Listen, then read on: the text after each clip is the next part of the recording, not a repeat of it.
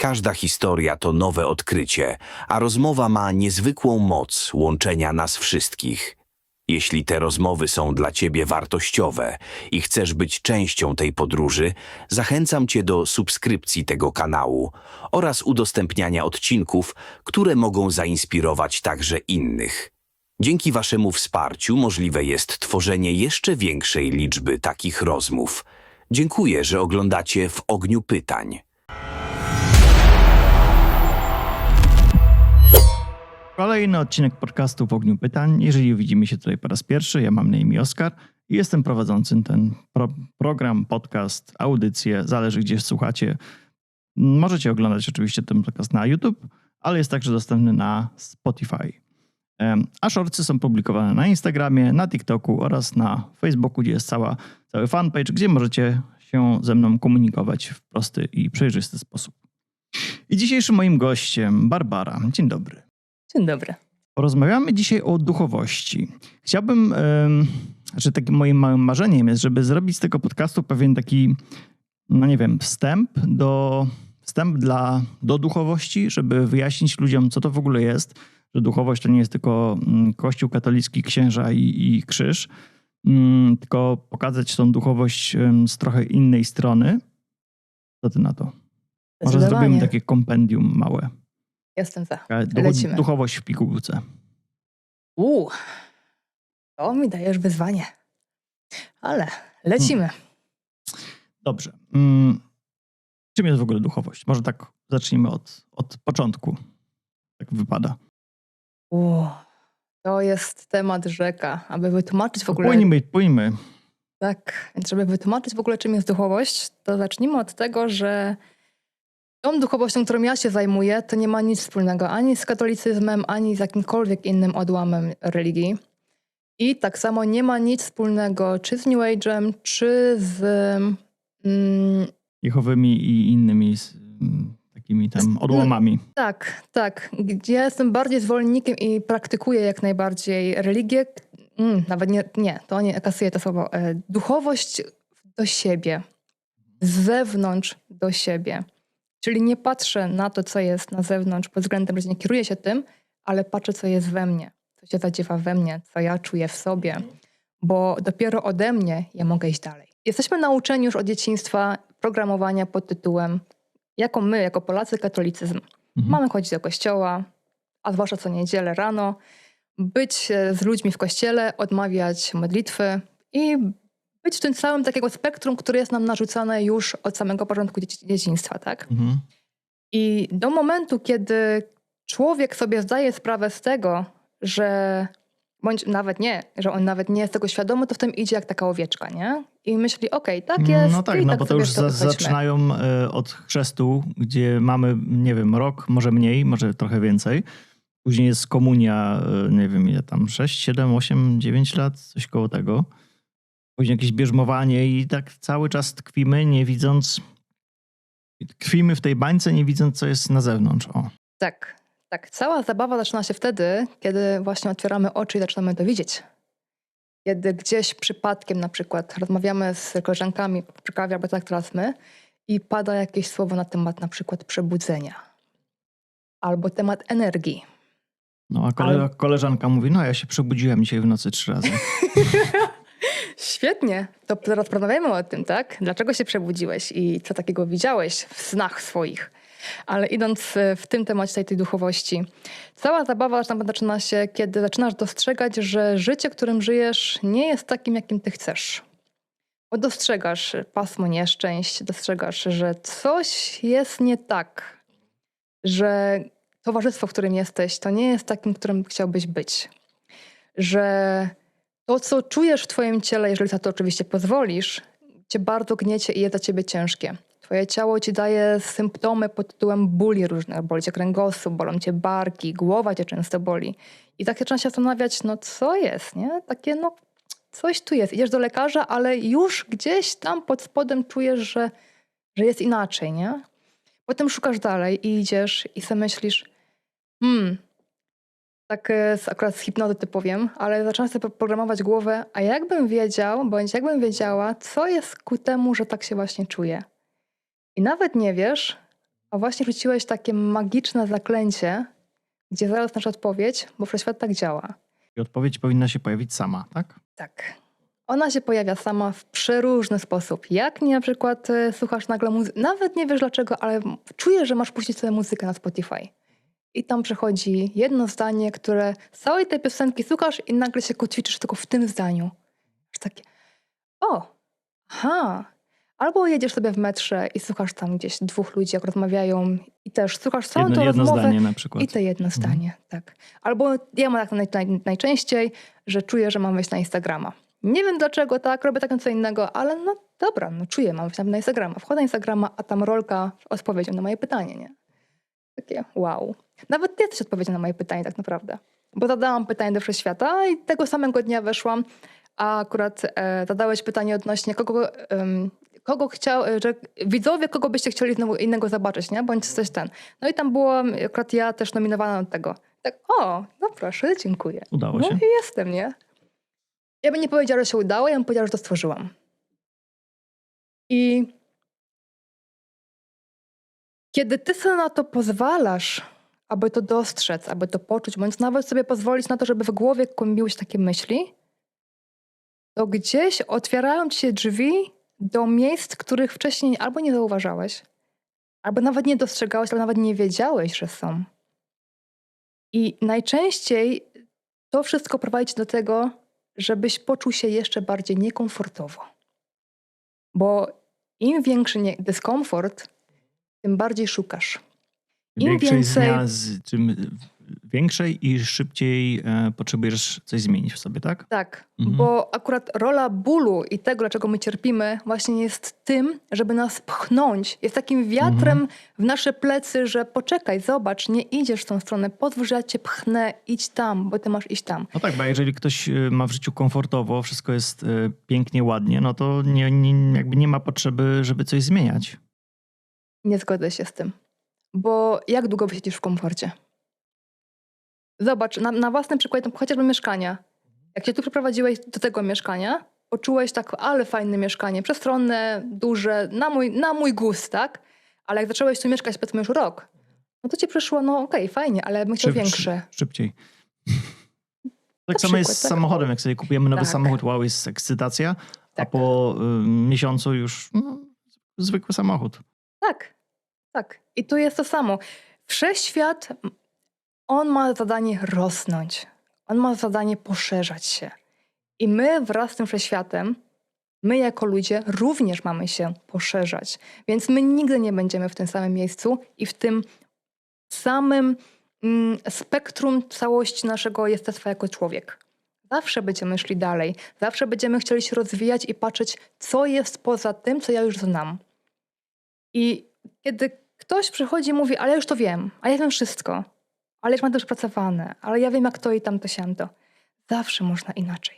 Zawsze można spojrzeć na dany aspekt jeszcze z innej perspektywy. To tak jak ci powiedziałam, zanim zaczęliśmy nagrywać, tak, z tym Rzymem, tak, że nie jedna droga prowadzi do Rzymu. Jest ich tysiące, miliony.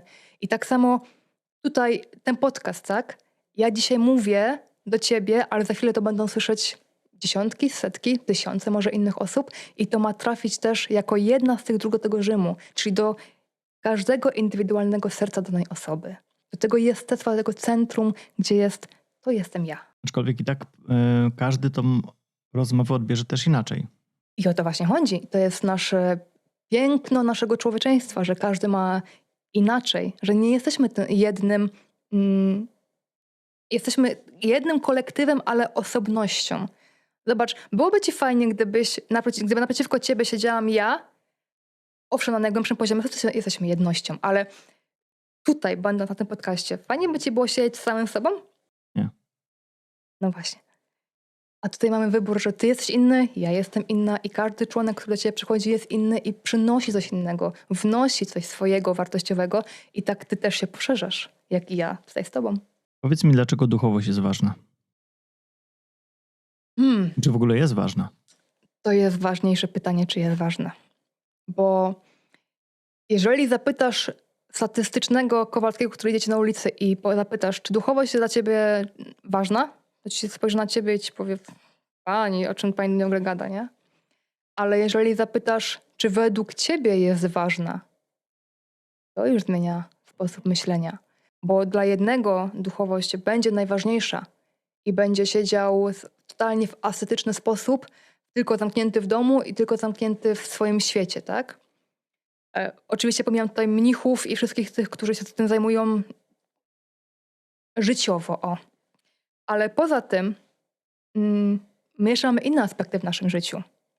I według mnie są 4, chociaż głównym i tak są relacje.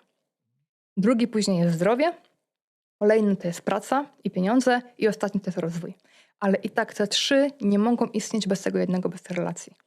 Bo bez tej relacji, jakąkolwiek ty masz, to nie zaistnieje ci relacja z pracą i z pieniędzmi, nie zaistnieje ci relacja z twoim zdrowiem, twoim ciałem i nie zaistnieje twoja relacja z twoim własnym rozwojem. Więc jeżeli ktoś ci powie, zapytasz, tak, czy duchowość jest ważna, ten ktoś ci może powiedzieć tak lub nie. Ale zależy, co dla niego ta duchowość oznacza. Bo dla jednego to będzie pójście do kościoła, pomodlenie się i posłuchanie, bądź nawet nie bądź na mszy, ale bycie tylko w tym miejscu, tak? I modlenie się, to dla niego będzie to samo, co dla mnie medytacja w domu. Ale jeżeli zapytasz na przykład mnie, czy dla mnie duchowość jest ważna, to ja ci powiem, że dla mnie duchowość jest priorytetowa. Więc to zależy od osoby. I od tego, na jakim dana osoba poziomie tak naprawdę jest. Czym u ciebie się duchowość przejawia? Czym się przejawia? Całościowo jest całym moim jestestwem. Począwszy od moich myśli, do moich słów i do moich czynów. Okej. A kiedy w ogóle no nie wiem, wpadłaś na to, że jednak chciałabyś się rozwijać duchowo, że jesteś głębiej, co chciałabyś zbadać? Tutaj już potrzebowałabym zahaczyć o coś o wiele głębiej, bo tu bym potrzebowała powiedzieć, że nie wiem, jak jesteś z tematem Nowej Ziemi. I czy w ogóle słyszałeś o czymś takim? Słyszałem, ale nie bardzo. Wiem, że Nowa Ziemia to była książka Eckhart Tolle, ale to chyba nie o to chodzi. Drogi widzu, słuchaczu, jeśli chcesz wesprzeć rozwój tego podcastu i pomóc w tworzeniu jeszcze lepszych treści, możesz postawić prowadzącemu wirtualną kawę.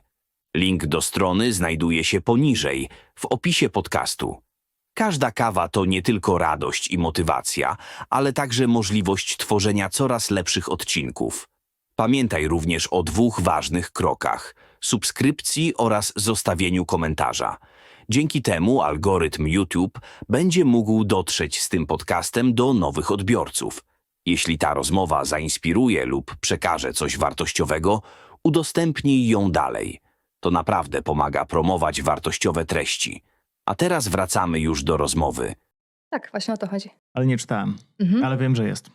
Tak, też nie czytałam, ale wiem, o co chodzi. Okej. Akurat w tym stopniu. To wiemy oboje. Tak.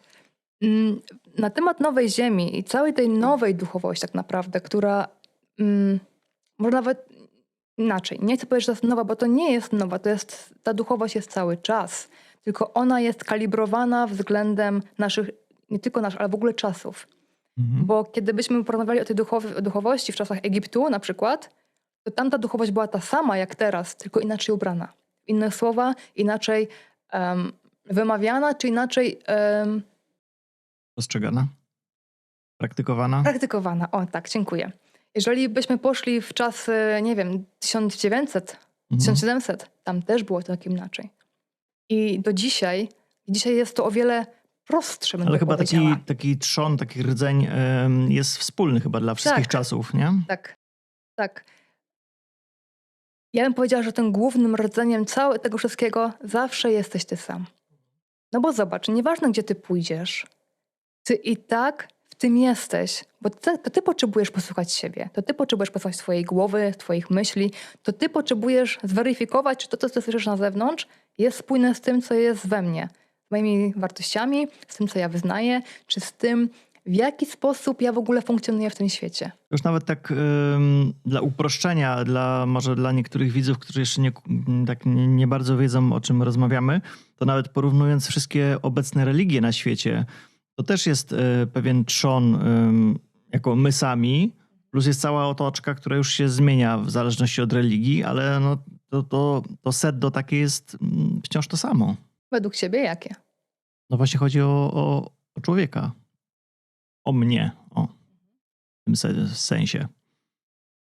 I na tym jest nadbudowana dalej cała narracja dotycząca konkretnej religii. Tak, pod warunkiem, że ty prawidłowo odczytasz to. No to jest już inna sprawa. Tak samo jak Biblię. Jak czytasz Biblię, to ta Biblia będzie miała dla mnie całkiem inny przekaz niż dla ciebie. Ale jeżeli wyciągniesz ten człon, że i tak głównie chodzi o ciebie w środku, a nie o tego księdza czy kogokolwiek innego, tylko to i tak idzie od ciebie do ciebie. I wracając do tematu tej nowej ziemi. Nowa ziemia ma to powiedzieć, nie chcę powiedzieć, że to jest zadanie, bo to nie jest zadanie. To się po prostu dzieje, to jest, to się tworzy. Podniesienie częstotliwości ziemi do maksymalnych możliwości, jakie tylko ta ziemia może mieć. Czyli to znaczy, że jak to jest nazwane, ziemia 3D ma przejść do ziemi 5D. Czyli tam, gdzie jest rządzenie, gdzie jest ból, gdzie jest cierpienie, gdzie jest dysocjacja samego siebie, to ma przejść do miłości, do siebie samego i do tworzenia od ciebie. Czyli gdzie ma być przejście z rozłamu do połączenia. I aby to się stało, to było bardzo potrzebne wdrożenie tak jakby planu, który będzie miał założenie, że przyjdą osoby, które będą to tworzyć. I aby to mogło zaistnieć, to było potrzebne, żeby przyszły tutaj 3 grupy osób. Może słyszałeś o takim słowie jak Starseed. Są to specjalne tak zwane dzieci, które są podzielone na 3, jeszcze tak jakby 3, to nie są podkategorie, ale tak jakby 3 takie osobne tematy, gdzie pierwsze główne, które przychodziły, to były tak zwane dzieci indygo. Później przychodziły dzieci kryształowe i na samym końcu przychodziły, już nie przychodzą, ale już przychodziły jeszcze do niedawna, dzieci tęczowe. Bądź blue kids, też tak to było jakoś nazwane. Trochę brzmi jak scenariusz dobrego filmu science fiction. Tak, ja wiem, że tak to brzmi. Ja wiem, ale jeżeli popatrzysz głębiej i przypatrzysz się chociażby z zewnątrz, jak teraz to wygląda i porównasz sobie, jak wyglądał świat 10 lat temu, a jak wygląda dzisiaj, a zwłaszcza ostatnie 2 lata, to zobaczysz, dostrzeżesz, że jest naprawdę różnica. I teraz ja nie będę wchodziła po kolei, kim z każdy z tych dzieci jest. Ważna jest tylko rola tych dzieci. Bo chodzi o to, że dzięki nim Ziemia przechodzi o wiele szybciej, o wiele łagodniej, bo to też muszę podkreślić, łagodniej, do tego, żeby z rozłamu poszło do zjednoczenia. Bo głównym też zadaniem tych wszystkich dzieci jest to, aby pokazać, że można inaczej, że wręcz trzeba wybierać inaczej i że idąc do połączenia ze sobą, ale najpierw w sobie, to wtedy idziesz do innych, to pokazujesz. I jak ty to pokazujesz, to inni biorą z siebie przykład i nagle jakoś się okazuje, że ludzie się bardziej łączą ze sobą, jakoś więcej chcą przebywać ze sobą i tworzą się małe grupki, ale te małe grupy będą się tworzyć na większe grupy. Tak większe, na jeszcze większe. I już jest początek, zalążek nowego, co się oczywiście będzie rozszerzać. Musi wsiąknąć. Tak. Po takim najważniejszym zagadnieniem do tego momentu chciałabym, aby wybrzmiało to, że ja bardzo chcę, żeby ludzie zrozumieli, że najważniejsze jest, aby sięgać i być w sobie. Bo teraz, a zwłaszcza teraz, kiedy jesteśmy w tak zwanym 9. roku numerologicznym Ziemi, gdzie 9 jest zamknięciem wszystkiego, gdzie też 9, jakby to powiedzieć, jest remontem generalnym naszego życia. Więc nawet jeżeli ktoś nie interesuje się ani astrologią, ani numerologią, ani nic w ogóle w tym tematach, sam dostrzeże nagle jakoś od ostatniego, tak naprawdę od września, ale ja bym powiedziała od czerwca, przychodzą mu zmiany. Chce się przeprowadzić, chce coś innego, przewartościowuje swoje życie, zmienia swoje otoczenie. I ona może nawet nie wiedzieć dlaczego, ale to się dzieje, bo właśnie teraz jesteśmy w zamykaniu całego ostatnich 9 lat. dużego, takiego nawet nie kwadratu, ale rąbu, nie, jak się nazywa? No taki dziewięciokształt. Taki to. Jak to nazwać, ale Kiepski byłem z matematyki. ja też. Aczkolwiek zdawałem maturę z matematyki. No ja też. Nie wiem po co. Znaczy, ja nie musiałem, ja sobie wybrałem. Mhm. O, to nie, to ja już musiałam. I w momencie, kiedy ty sobie tak to przeanalizujesz, to zobaczysz, że ty już nie chcesz tego starego. Ty nie chcesz żyć i funkcjonować tak, jak to było na przykład 5 lat temu czy 10. Ty widzisz, że bardziej interesuje cię, co się w tobie zadziewa. Jakie masz myśli przede wszystkim. Ja nawet doświadczam tego, że widzę, jak ludzie do mnie na przykład piszą czy dzwonią, mówią, Basia, wiesz co, bo w mojej głowie kłębią się takie myśli, których nigdy nie miałam. A jakie na przykład? No, żebym, nie wiem, pojechałabym gdzieś do San Francisco albo coś. Idź, jedź, bierz, rób. No ale jak ja? No tak, ty, jedź. No jedź i rób. Albo może bym pojechała na jakiś retreat. Albo na jakieś zdarzenie, które organizuje. Jedź, rób. Ale rok temu, też 2 lata temu nie było w ogóle do pomyślenia. To jest takie wow, ja mam takie myśli. W ogóle jakie marzenia zaczynają się tworzyć w naszych głowach. Gdzie mam takie a może bym zrobiła to, albo to, albo to. I piszesz to. Tak. To jest takie wielkie. To jest takie magiczne. Dobra, idę w to, robię. Ale jeszcze 2 lata temu byś nie pomyślał w ogóle o takim czymś, że ja i... Pomyślałbyś rok temu albo 2 lata temu, że nagrywałbyś tu podcast? Nie. No właśnie. To się pojawiło w marcu. Niecały rok temu. A zobacz, gdzie jesteś dzisiaj. Właśnie o tym mówię. I kiedy ty sobie na to jeszcze bardziej pozwolisz, kiedy pozwolisz słuchać sam siebie, to się zaczynają dziać cuda. Tak jak na przykład to, że dzisiaj prowadzisz podcast i ja tu jestem z tobą. Jak ktoś, kto no, powiedzmy wiedzie normalne życie, normalne w cudzysłowie, no bo tak. wiadomo, dla każdego to jest co innego. Jak można właśnie nauczyć się, żeby słuchać samego siebie? Tej tak zwanej intuicji, głosu wyższego ja, czy jak to tam się mówi? Przede wszystkim ważne jest to, żeby zrozumieć, że intuicja bądź wyższy głos, twoja dusza, jak to sobie Tak nazwiesz, zwał. tak, podsyła ci myśli, na które ty sam byś normalnie nie wpadł.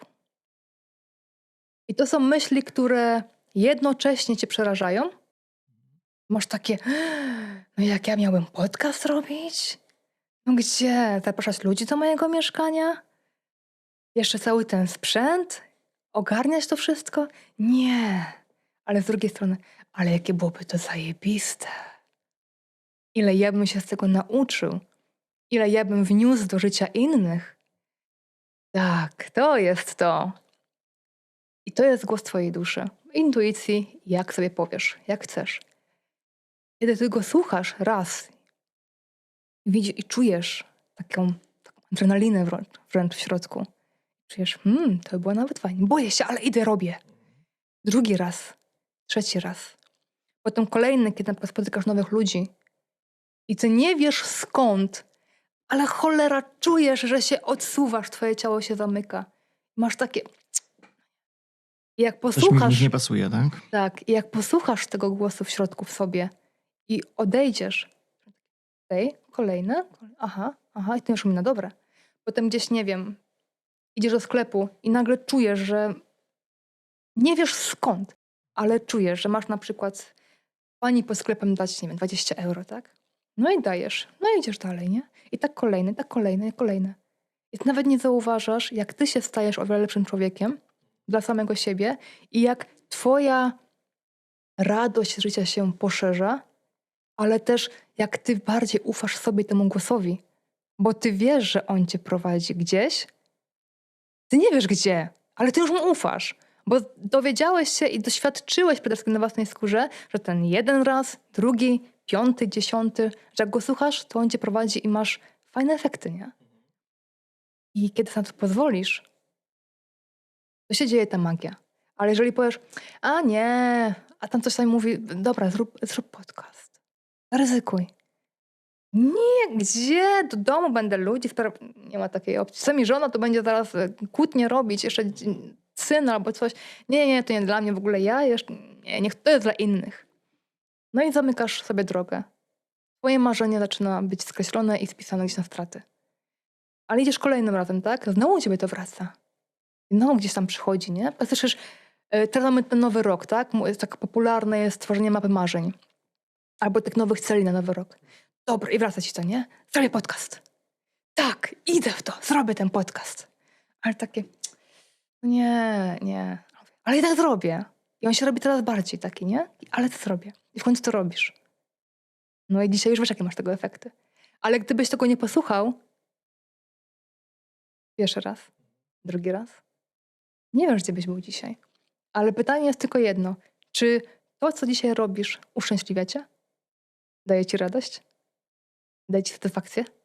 Wprowadza ogromne zmiany do twojego życia? I to jest to. I każdy ma w swoim życiu takie właśnie momenty, kiedy ta intuicja mu coś przekazała i jak posłuchał jeden, drugi, piąty, to zobaczył na własnej skórze, na własnym odczuciu, jak to się zmienia i jak on sam staje się lepszy dla samego siebie. Zanim przejdziemy do kolejnego podpunktu na temat karmy, chciałbym jeszcze się dopytać, może taka, nie wiem, rada dla osób, które, no właśnie, tak teraz na samym końcu powiedziałeś, że ktoś może być nieszczęśliwy, ktoś czuje, że coś jest nie tak, że coś by w swoim życiu zmienił, może praca jest dla niego nieodpowiednia i nie chce się, właśnie chce się z niej wyrwać, coś zmienić, albo w związku jest nieszczęśliwy, albo nie wiem, pieniędzy nie ma i też go jakoś tak od wielu lat to boli i nie może się jakoś dorobić, że tak powiem. I od czego ktoś może w ogóle zacząć swoją przygodę z duchowością? No bo załóżmy, że jest to osoba, która kompletnie nie wie nic o tej sferze duchowej. Jedyne co to tam od czasu do czasu chodzi na wesela i na pogrzeby do kościoła. No właśnie. I od czego ta osoba może zacząć? Nie wiem, może jakaś książka, może jakiś film, może jakiś podcast, albo w ogóle twoja cenna wskazówka. Ja bym powiedziała, żeby usiąść samej bądź samemu ze sobą w cichym miejscu, wziąć nawet kubek kawy i przede wszystkim jako pierwsze po prostu usiąść w ciszy i pozwolić sobie posłuchać, co tam pierwsze przychodzi. Oczywiście, że będą przychodzić myśli różnego rodzaju, a zwłaszcza u kobiet. Trzeba iść do Lidla, zrobić zakupy, potem trzeba dziecko odebrać, potem jeszcze trzeba pranie ogarnąć, potem jeszcze obiad, potem jeszcze mąż wraca z pracy i cała ta kolejka. Ale ja mam oczywiście. tak samo. To nie tylko kobiety. Tylko, że na inny temat. Ale tak. Ale kiedy przez to przejdziesz i mówię, okej, słyszę, ogarnięte, kolejne. I sobie pozwolisz na bycie i słuchanie tego, a potem pozwolisz sobie na czucie, ale jak ja się czuję w moim ciele? Czy jest w nim mało miejsca? Jestem bardziej taka, czuję te spięcie? Czy jestem bardziej rozluźniona i mogę się spokojnie, swobodnie poruszać? Czy miejsce, w którym w ogóle się to jest dla mnie wygodne, komfortowe? Czy bardziej wolałabym sobie usiąść albo się nawet położyć? Kontakt w ogóle z samym sobą to jest pierwsze, od czego się fajnie było, od czego fajnie byłoby w ogóle by wyjść. Bo co z tego, że ty posłuchasz podcastu? Co z tego, że ty przeczytasz jakąś książkę, jeżeli ty i tak tego nie zastosujesz w życiu? I sama jestem tego przykładem. Mam za sobą setki kursów, szkoleń i książek. W domu mam bibliotekę w ogóle książek. Mam Więc- wrażenie, że można całe życie spędzić na Tak. szkoleniu się, na czytaniu, na oglądaniu, na kupowaniu nowych kursów, a jeżeli po prostu się nie zacznie, no to nic się nie zmieni. Tak. A czasami może być tak, że weźmiesz nawet jedną książkę tylko do przeczytania, na przykład powiedzmy Rozmowy z Bogiem. Serdecznie bardzo polecam. Albo 4 umowy, chyba dusz to było, nie pamiętam dokładnie. Albo też taka bardzo fajna książka, ojejciu, teraz nie pamiętam tytułu. Ale okej, to te książki na przykład mogą zmienić, owszem, ale i tak, jeżeli ty będziesz mieć kontakt z sobą, bo ty możesz mieć, tu masz tutaj, u ciebie jest mnóstwo książek, tak? Ale ile z tego naprawdę wprowadziłeś do siebie, do swojego życia? Prawie nic. Tak. Ale jeżeli to sobie usiądziesz sam ze sobą... A można powiedzieć, że 3/4 jest właśnie takich duchowych. No, to już w ogóle. Ale zobacz, jeżeli ty usiądziesz ze sobą i poczujesz siebie, jak tobie jest dzisiaj, jak ty się czujesz sam ze sobą, To ja mogę bez książek to powiedzieć. tak. I to jest ta właśnie prawdziwa duchowość. To jest esencja duchowości. I przede wszystkim pozwolenie sobie na to, że to, co przychodzi, jest okej, a nie, że się będziesz teraz nie, bo ja muszę medytować, ja muszę teraz, wiesz, ja muszę to, muszę tamto. Nie, nie. Nawet najwyżsi buddyści, czytałam nawet jedną wypowiedź, nie mam pamięci do nazw i imion tych osób, ale nawet tam było powiedziane, gdzie on tym żyje. On mówi, dzisiaj, do dnia dzisiejszego ja mam myśli takie, które czasami po prostu potrzebuję usłyszeć. Mimo, że... Więc przede wszystkim nie ocenianie siebie, nie pozwalanie sobie... Nie, że nie pozwalanie, ale... Ups. Tak, ale pozwolenie sobie na to, żeby przychodziło to, co przychodzi. Bo to nie jest to, że ty sobie usiądziesz raz i już będą się działy zmiany w twoim życiu. Czasami to trzeba 15, czasami 40, 50 razy, ale złapanie tego pierwszego kontaktu ze sobą. Mhm. To jest już Zresztą początek też i każdy jest zalążek. inny i u każdego to może trwać różnie. Mhm. A jak zaczniesz sobie, chociaż za 5 minut usiądziesz i te pierwsze 5 minut z tą kawą bądź z wodą, będziesz sobie siedzieć i okej, co się we mnie teraz zadziewa? Co ja teraz czuję w ciele? Mhm. Jaki teraz dialog wewnętrzny we mnie się uaktywnia? Jakie pierwsze myśli do mnie przychodzą? To jest kluczowe, bo to zmienia. To daje perspektywę. Aha, czyli tak się dzisiaj czuję, dobra, okej. Czyli powiedzmy, ktoś ma jakiś problem. No właśnie chociażby w tym wcześniej wspomnianym związku.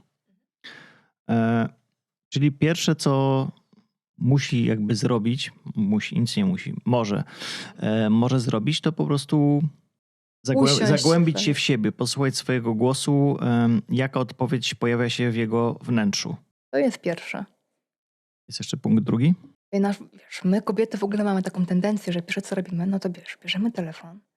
Kochana, słuchaj, bo on to XYZ, A teraz jest nie? lepszy sposób, ChatGPT. Tak, czytałam to ostatnio. Tak. Dzisiaj nawet dostałam fajnego maila od osoby, którą regularnie czytam w mailingu i tam też to było napisane, że tak, że pierwsze co jak jest problem, to idziemy do ChatGPT, wpisujemy i szukamy. Teraz już Google nie jest modny. Czyli już wujek Google został teraz zastąpiony wujkiem GPT. O, wszystko się zmienia, tak? Wszystko się poszerza. Dokładnie. Tak, wszystko się poszerza. Ja jestem i tak w tym temacie dalej do tego, że siadamy sami ze sobą i patrzymy, co się z nami w nas zadziewa. Bo może być tak, że pudełko, w którym ty jesteś, że tak to nazwę, jeżeli chodzi o metafory, już jest dla ciebie za małe. Już do ciebie nie pasuje. To tak jak taki przyciasny garnitur z komunii. Tak. Albo jakbyś nosił cały czas, masz ubranie, normalnie nosisz ML na przykład, a teraz masz nosić XS. No i ty chodzisz w tym XS, nie? No nie czujesz się komfortowo. No, to teraz modnie się na to mówi skinny fit. Nie znam. To nie No, znam. to taki krój, wiesz, takie rurki takie, wiesz, opięte. Aha. No ale tak. I czujesz, że ci jest niekomfortowo. Jak cholera, no. Że nie możesz się dobrze poruszać, że ciebie tam gdzieś ciśnie, że ciało ci mówi weź to ściągnij, bo już nawet oddychać nie mogę. Ale ty uparcie, słuchaj stara, bo on to, tamto, siamto, ja już go normalnie nienawidzę go, ale... Kiedy ty sobie usiądziesz ze sobą, posłuchasz, albo zadasz nawet pytanie, tak? Okej, co teraz się dzieje tak naprawdę? Co się zadziewa? To dostrzeżesz, że masz na sobie rozmiar XS. Takie, kurczę, patrzysz na siebie, ja mam koszulę XS. Ciśnie mnie strasznie, jest mi tak niewygodnie. Pora coś z tym zrobić. I ściągasz to ubranie i zaczynasz testować. Bo duchowość to jest testowanie. Duchowość to jest patrzenie, gdzie mi jest dobrze, gdzie mi jest lepiej, gdzie ja mogę z tego XS zrobić ML, albo L, albo obojętnie. Wiesz co, mam taką fajną analogię. Powiedzmy, mamy jakieś niewygodne buty, czy może troszeczkę za małe. Wiesz, chodzimy w tych butach cały dzień, a dopiero pod koniec dnia orientujemy się, że kurde, ale mam zdartą piętę. Ale ten proces zdzierania tej pięty podczas tego dnia nie dostrzegamy tego. Dopiero, wiesz, jak finalnie zdejmiemy tego buta i jest rana, to dopiero wtedy, o Jezu, jak się je obtarłem. No to mówimy o tym z początku, tak? Że o tym bólu, że No. rolą bólu jest do tego, żeby cię dmuchać w te twoje plecy i ci pokazywać, tak? Zobacz, że ty masz iść dalej, ale jak będziesz dalej te buty nosił, czy nosiła i dalej tak dzień w dzień, codziennie, że będziesz ściągać, będziesz miała te rany na twoim, tam, czy na palcu, czy gdzieś na pięcie, no to w końcu tak cię to obedrze, że w końcu zrozumiesz, no dobra. Pora ściągnąć te buty i pora kupić nowe. I tutaj tym samym jednocześnie, bo już mówiłeś na temat karmy, więc tutaj od razu też wejdę I w od ten razu temat. disclaimer, nie chodzi o psią karmę, nie chodzi o kocią karmę. No właśnie, o jaką karmę chodzi? O, tak, karma. Jest takie nazewnictwo, które jest w ogóle... Nie powiem, skąd ono się wzięło, bo nie mam pojęcia. Nigdy się w to nie wgłębiałam i nawet nie mam takiego zamiaru. W każdym bądź razie jest tak nazwane... Mogę ci przerwać? W ogóle ja ostatnio jakiś film oglądałem, nawet wiem kogo, ale to już nie będę może mówił, żeby nie spoilerować. I on powiedział, to już jest pierwsza wskazówka, że pojęcie karmy, którą my rozumiemy tak potocznie rzecz biorąc, że tam karma do ciebie wróci, to jest w ogóle błędne pojęcie. Zdecydowanie. Bo To w ogóle na czym innym polega? to już moja wersja karmy to jest totalnie odjechana. No to dawaj. Ale zanim ci powiem, jak ja to z mojego punktu widzenia, z mojej wiedzy, to pojęcie karmy jest mylnie stwierdzone z prawem przyczyny i skutku. Bo prawo przyczyny i skutku mówi o tym, że to, co zasiejesz, to zbierzesz. To, co powiesz, bądź to, co zrobisz, to plony tego zbierzesz. Jest to mylone ze słowem karma pod tytułem, że karma do ciebie wróci, czyli że to, co ty zrobisz, no to do ciebie to wróci i najczęściej jest mówione o tej złej karmie. To jest w ogóle przebój chyba w ogóle hit lata. I też dużo ludzi zauważyłam, że się zamyka na to. Nie, ja nie mogę tak źle myśleć. Nie, ja nie mogę źle robić, bo karma do niej wróci. Nie, ja nie mogę powiedzieć jej prawdy w oczy, że ona jest taka, no bo potem ktoś powie mi i ja będę miała karmę z powrotem, nie? Albo nie. Ja muszę tej pani dać 20 euro plus sklepie, która tam żebrze, no bo w tym momencie karma do mnie wróci i ja będę miała też 40 euro, nie? I tak, teraz brzmi to paradoksalnie, ale ludzie tak robią, bo sobie na to pozwolili, do wpojenia tego, gdzie tak naprawdę to w ogóle nie ma nic wspólnego. Prawo przyczyny skutku nie ma nic wspólnego z karmą. To są totalnie dwa inne pojęcia. Tak samo jak ja bym ci powiedziała, że kawa i woda to samo. Ale przecież ty wiesz, że kawa i woda to całkiem dwa inne napoje. I prawo przyczyny skutku mówi głównie o tym, tak później powiedziałam, co zasiejesz, to zbierzesz.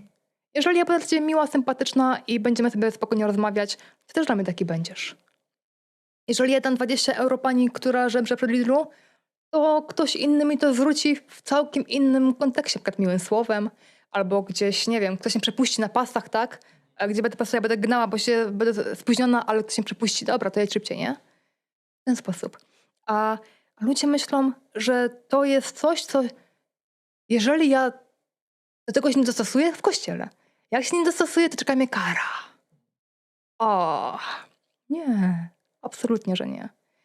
I ja w moim pojęciu karmy to jest całkiem co innego. Bo ja wierzę w to, Bo ja nawet mówię, że nawet nie wierzę, ale ja to wiem. Bo tu już wykraczam w ogóle poza temat, którego tak naprawdę nie chciałam poruszać, ale jeżeli tu jesteśmy, to rozmawiamy. Jeszcze się wtrącę. To się wtrącaj.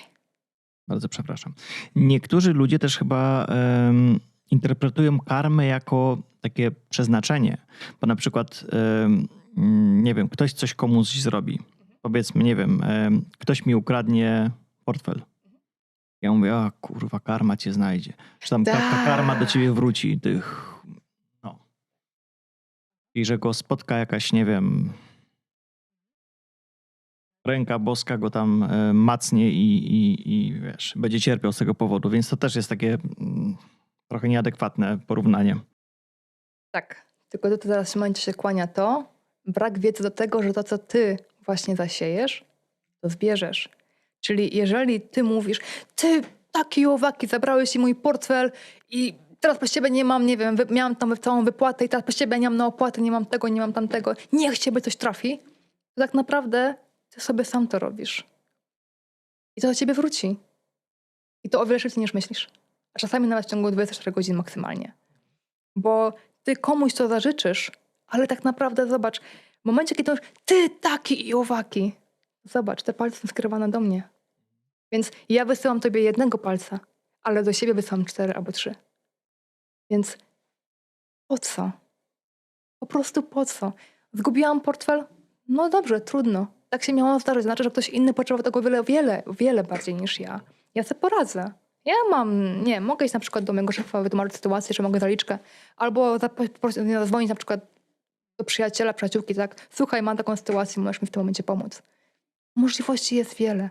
Dróg do Rzymu jest wiele. To się mówi, oprawca nie cierpi tak samo jak ofiara, coś jakoś tak się mówi.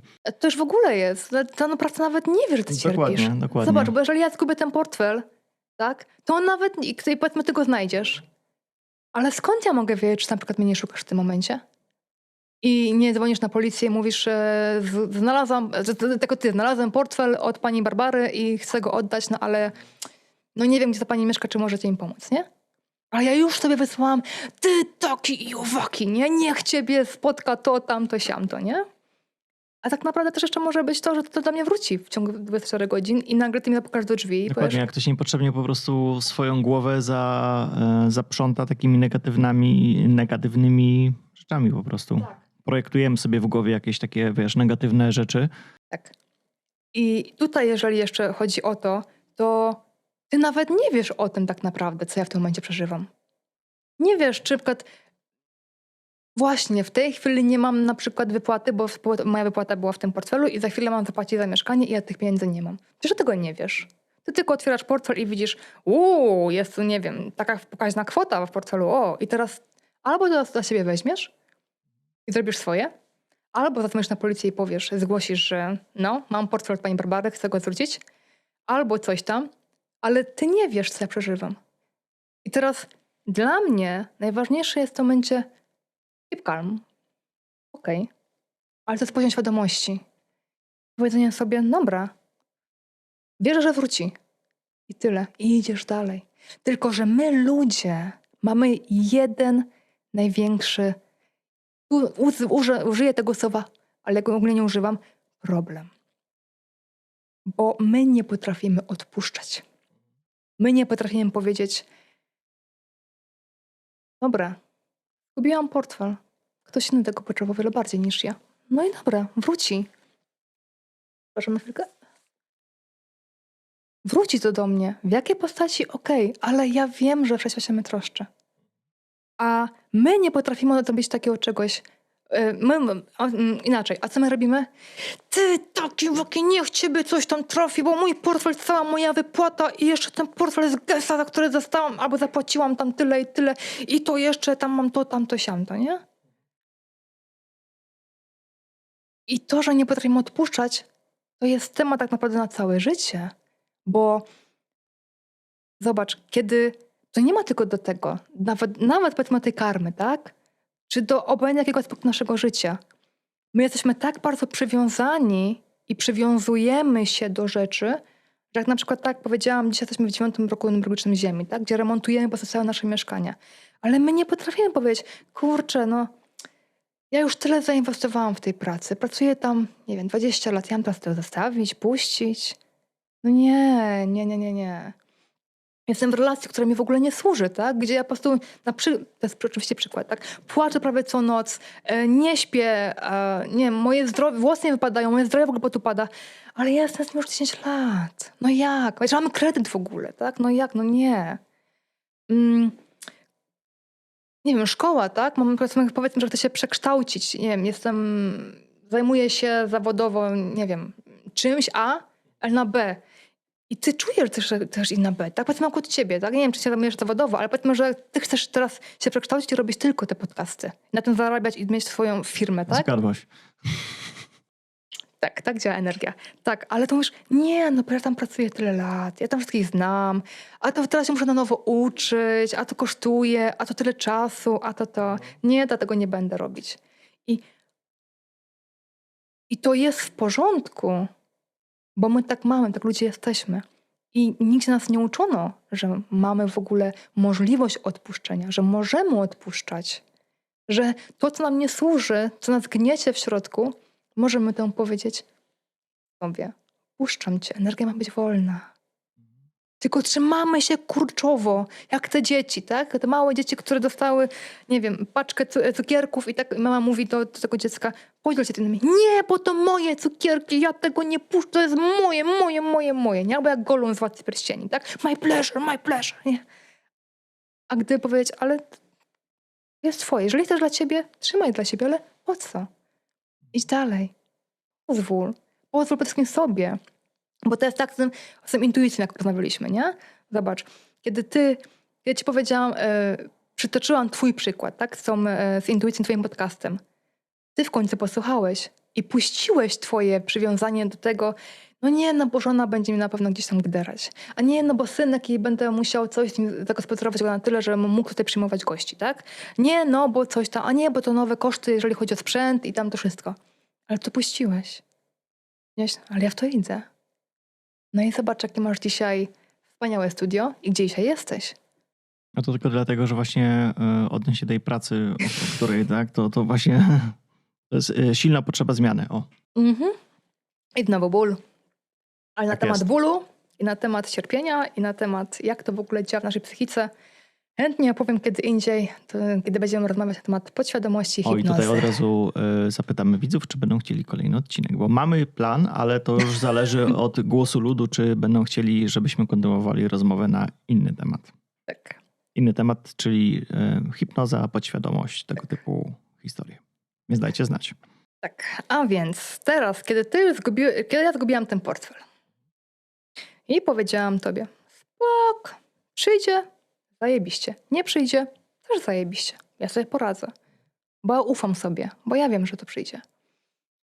To w tym momencie, kiedy ty bardziej poznajesz siebie, kiedy pozwalasz sobie dojść do głosu, kiedy ufasz temu głosu w środku, że on cię prowadzi dobrze, kiedy on otwiera przed tobą drzwi, ty nie wiesz, co tam za chwileczkę co tam znajdziesz, co tam będzie, ale ufasz, to idziesz.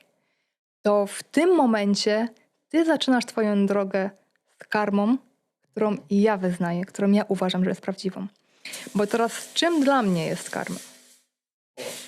Ci, którzy są na takim poziomie, że wiedzą, że jest coś takiego jak dusza, że są poprzednie wcielenia, że jest energia i że wcale nie jesteśmy w stanie w tym wszechświecie, że nie jesteśmy w ogóle jedyną planetą, gdzie jest i życie, gdzie funkcjonujemy w przeróżnych miejscach, to wiedzą również o tym, że kiedy ponownie się wcielasz tutaj na Ziemię, kiedy ponownie zaczynasz twoje życie tutaj, kiedy się na nowo rodzisz, to przychodzisz tutaj z pewnym zbiorem twoich własnych zasobów.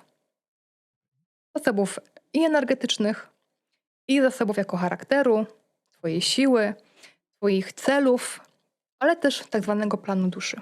To można powiedzieć, że są pewne predyspozycje? Może Tak ułatwiając. Dobrze. Okay. kiedy ty dorastasz, kiedy już, powiedzmy na moim przykładzie, to będzie najlepsze. Kiedy ja tutaj przyszłam, kiedy ja doskonale wiedziałam, po co tu przyszłam. Akurat w moim przypadku. Ja wiedziałam, co mam do zrobienia, ja wiedziałam, co będę robić i jaka jest moja misja na to wcielenie. Do momentu pewnego, którego miałam coś do zrobienia, ogarnięcia, może tak to nazwę. Więc żeby do tego dojść i żeby to zrobić, to ja potrzebowałam sobie wziąć 2 moich kompanów. Czyli takich 2, jakby to powiedzieć, takich bramkarzy, tak to nazwę tak metaforą. Giermków takich. Którzy nie giermków, nie. Chodzi Bramkarzy. właśnie o bramkarzy, Okej. tak. Dlaczego? Chodzi o to, że chodzi o tę siłę. Strażników takich. Takich strażników. No może mogą być strażnicy, okej. I w tym momencie, kiedy ty wiesz, że masz do zrobienia A, B, C, D w tym życiu, to czasami jest tak, że ty sobie sam z tym nie poradzisz. Ale nie, że sobie nie poradzisz w sensie, że załamiesz się i powiesz, że ja tego nie zrobię, tylko czasami życie daje ci, bo wiesz, teoria teorią, nie? Ale praktyka jest praktyką. Czasami może być tak, że ta praktyka może cię przerosnąć. Więc potrzebujesz takich kompanów przy sobie, którzy ci pozwolą w tym wytrwać, którzy pozwolą ci iść dalej. I jeżeli ja wiem, że na mojej ścieżce duchowej ja mam do przebudzenia, znaczy już spełniłam to, już przebudziłam osobę, którą miałam do przebudzenia, zrobiłam to, co miałam do zrobienia do pewnego momentu, to ja wiedziałam, że ja potrzebowałam 2 takich kompanów, którzy mi w tym pomogą. I tych kompanów bierzemy sobie z poprzednich wcieleń. Bo teraz zobacz, w dzisiejszych czasach mówienie o duchowości, no nie szarujmy się, ale jest ryzykowne. I do tego trzeba mieć cholerną odwagę. I trzeba mieć cholerną siłę. I trzeba wiedzieć, że jak przyjdą ciężkie i trudne momenty, to ty w tym wytrwasz. Więc potrzebujesz takiego jednego kolesia przy sobie, który cię będzie trzymał i ci powie, ale ty dasz radę. Więc ja z tego poprzedniego jednego wcielenia wzięłam sobie cechy męskie, że tak to na teraz obejmując, po to, aby one mi pomagały i mnie trzymały. I żebym ja w tym wytrwała. Ale jeżeli ja bym tylko była w tym męskim, no to ja była mężczyzną, a nie kobietą. I w tym momencie Coś dla równowagi. Tak. Więc, ale też również, abym ja mogła głosić to wszystko, co ja głoszę i była w tym, no to ja też potrzebuję kogoś, kto mnie w tym poprowadzi jeszcze delikatniej. I dla mnie akurat było to, żeby sobie wziąć żeńskie jeszcze cechy. Czyli ja sobie wzięłam cechy kobiety, kapłanki, którą byłam też w iluś tam w poprzednich wcieleniach. Delikatność, mowa, subtelność, słowa, mówienie prostym językiem, tłumaczenie trudnych tematów na zrozumiały ludzki język. I teraz, kiedy ja mam tych 2 tutaj kompanów, dla mnie akurat jest męski i żeński, ale w większości są 2 mężczyzn, tak to nazwę, dla innych 2 kobiety, dla kogoś innego coś innego. I karmą w tym momencie jest to, że ty sobie siedzisz i uczysz się balansować między tym wszystkim w swoim życiu.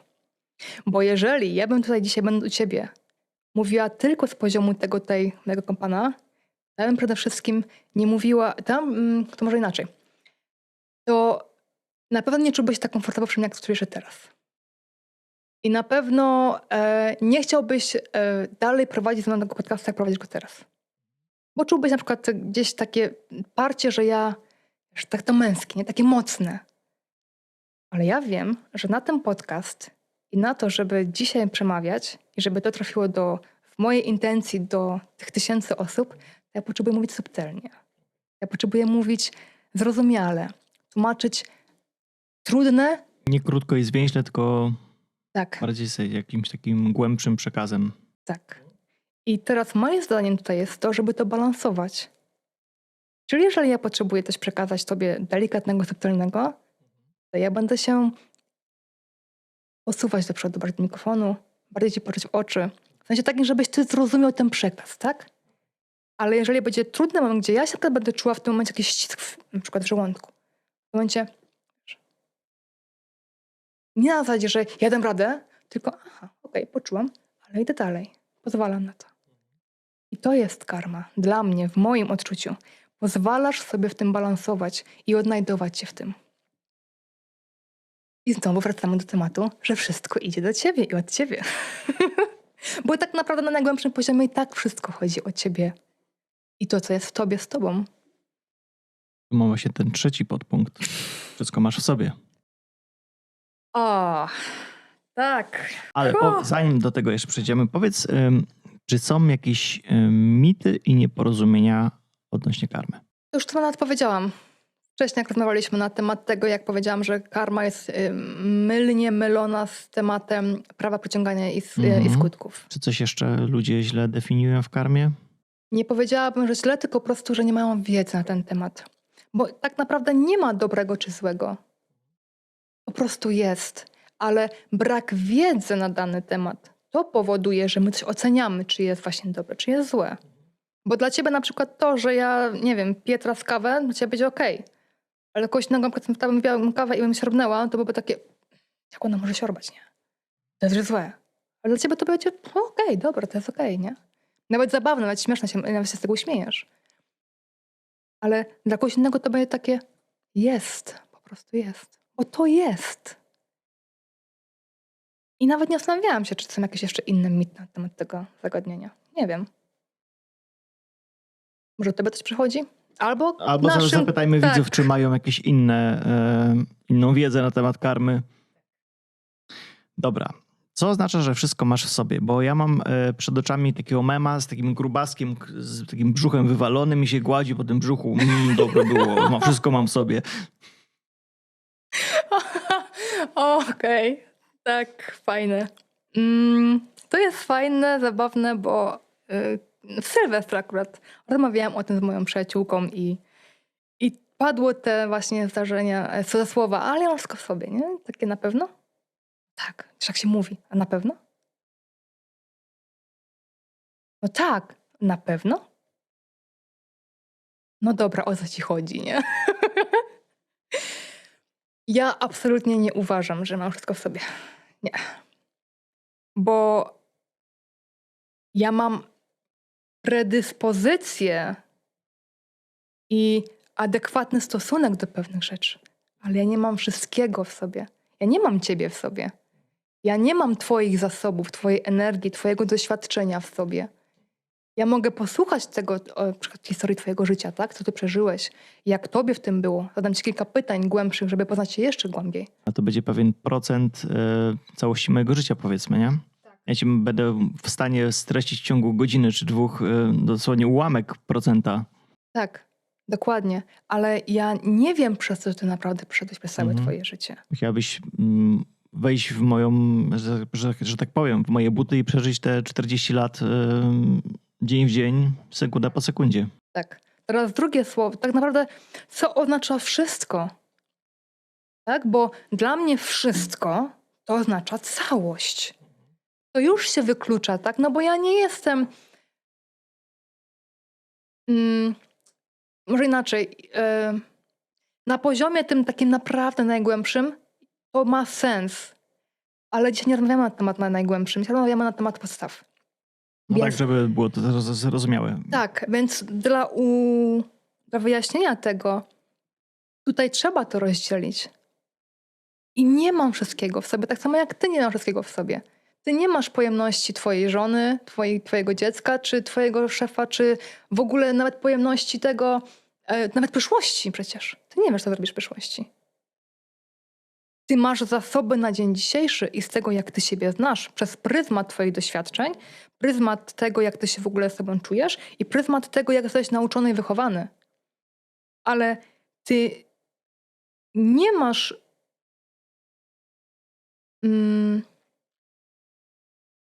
Szukam takiego przykładu, żeby to fajnie określić. I mam takie poczucie, że tu mam skończyć. Że nie mam w to dalej iść. Przynajmniej na ten moment i nie na dzień dzisiejszy, bo w tym momencie potrzebowałabym wejść tutaj w temat hipnozy. Temat podświadomości. Okej, to będziemy kontynuowali następnym razem. Bardzo chętnie. A powiedz mi, jak w ogóle ktoś, kto nie ma zielonego pojęcia, jakie ma wewnętrzne zasoby? Jak on może to odkryć? Bo ja podejrzewam, że większość ludzi, no nie będę strzelał procentami, bo nie wiem, nie mają jakiegoś jasno określonego celu w życiu. Żyją tak z dnia na dzień. Mhm. Ich życiem w zasadzie rządzi przypadek albo tak zwany autopilot. Mhm. Jak oni mogą zdefiniować te swoje wewnętrzne zasoby? Wewnętrzne zasoby. Czyli to, co masz wewnątrz. I nie w tym momencie, kiedy ty jesteś wśród ludzi, kiedy ty jesteś na imprezie i się świetnie bawisz, Czyli albo kiedy wracamy jesteś w do pracy. początku z tym kubkiem kawy. Tak. Tylko znowu siadasz ze sobą i zadajesz sobie przede wszystkim jedno główne pytanie. Jak ja mam się ze sobą? Bo kiedy ty masz spokój w sobie i kiedy ty czujesz się dobrze ze sobą, kiedy ty nawet lubisz siebie, już nawet temat kochania siebie, to zostawmy takim gdzie indziej, bo to jest też pewien ogromny mit i to jest temat, który też opowiem innym razem. Ale czy ja w ogóle chociażby lubię siebie? To już cię prowadzi do tego, aha, no dobra, to ja lubię siebie, okej. A jak ja sobie okazuję to lubienie siebie? No na przykład idę sobie raz w tygodniu albo raz w miesiącu do restauracji, mojej ulubionej restauracji, wypić sobie ulubioną kawę. O, jaki jest mój zasób tutaj? Dbam o siebie. Jaki jest to mój zasób kolejny? Dbam o innych. No bo idąc do tej restauracji, ja dbam o to, aby ludzie wokół mnie czuli się jakoś dobrze. No i też pomagam innym, jako że płacę za tą kawę, tak? Więc nazywa się wymiana. Co ja lubię z sobą zrobić? Czym ja się... Co daje mi radość? O, to jest takie najpiękniejsze pytanie. A dla tych, którzy mają z tym wyzwanie, to jest zdrada takie fajne, hipnotyczne pytanie. Jakbym wiedziała, co mi sprawia radość? I pozwolenie sobie, żeby to płynęło. Bo dla jednego to będzie usiądzenie z kubkiem kawy i sobie posiedzenie, dla drugiego to będzie posłuchanie muzyki, dla kolejnego będzie to bieganie, a że dla kolejnego będzie tworzenie podcastów. I to też chyba odpowiedź nie musi przyjść od razu. Tak. I Po prostu dać sobie przestrzeń, żeby to jakoś tam wypłynęło na wierzch. Tak. I pozwalamy sobie też na to. No bo wiadomo, my byśmy już chcieli, żeby... Jesteśmy wychowywani teraz obecnie, w ostatnich zwłaszcza 3 lat, na fazie insta. Że wszystko musi być na już. Bo musi już być zrobione, ja już muszę wiedzieć. Ale ty nie urośniesz na już. Twojemu synowi nie powie, że ty masz już mieć 20 lat. On potrzebuje jako twój syn czasu, żeby dorosnąć. Po swojemu. I ty też potrzebujesz sobie dać czas, żeby do ciebie to przyszło. W jakiej formie? Wracamy do początku znowu. Czy to będzie przez piosenkę? Czy to będzie przez Instagram i jakaś tam rolka? Czy to będzie usłyszenie w rozmowy jakiś tam kawałek? Tak naprawdę i tak wracamy znowu do tego, czyli do siebie. I pozwolenie sobie, ale to wcale nie musi być tylko jedna odpowiedź. A od razu oczywiście nasz umysł będzie nas bombardował, nie? Mówię, no to ja lubię sobie robić podcast. Świetnie. A to ja sobie wypić kawę. Świetnie. A to ja lubię pójść sobie do sauny raz w miesiącu. Świetnie. A to lubię sobie pogadać z moją przyjaciółką. Świetnie. A co dalej?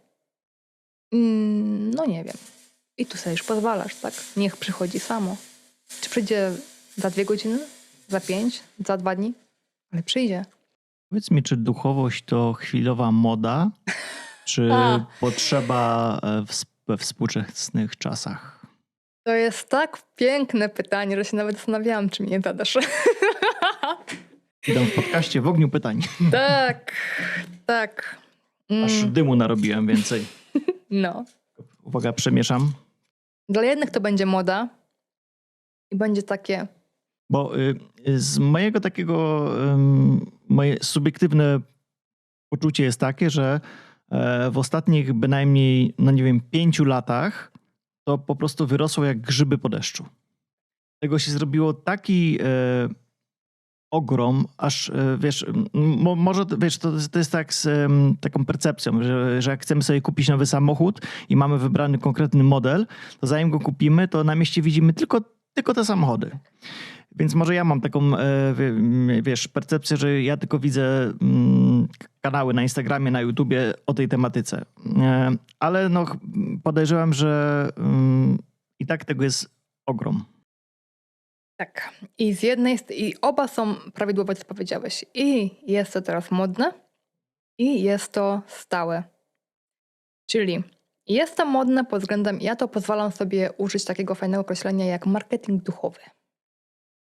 Czyli ludzie teraz sobie zobaczyli, że na tym temacie duchowym można zarobić fajne pieniądze w bardzo łatwy sposób, używając tutaj też takich manipulacji przy okazji i myśląc sobie, aha, no to ja sobie pojadę na weekendowy wypad, gdzieś nauczę się czegoś, zdobędę jakiś ten certyfikat, będę prowadzić innych, będę zarabiać sobie pieniądze, wpłynę na innych ludzi, no i fajnie jest, nie?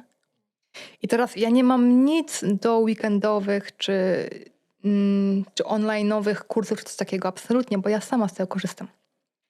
Tylko różnica jest, jeżeli powiedzmy na twoim przykładzie, znowu, ty robisz podcasty, więc ty doskonale wiesz, co potrzebujesz. Wiesz, że musi być odpowiedni mikrofon, musi być odpowiednie kamery, oświetlenie, wygłuszenie i te wszystkie rzeczy.